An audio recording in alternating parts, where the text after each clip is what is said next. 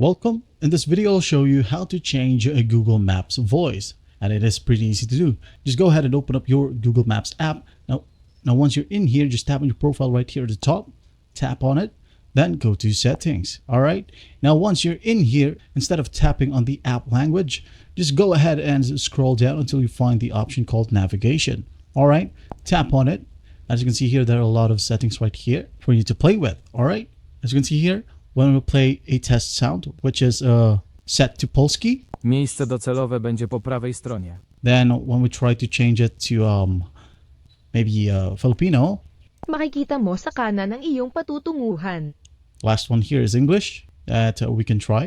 You can also try this and play with it. Your destination will be on the right. And that's how you can easily change the Google Maps voice. All right. Let's say, for example, you want English, but a male voice. Unfortunately, you cannot do that. All right. And that is it. I hope this video helps, and I'll see you in the next one.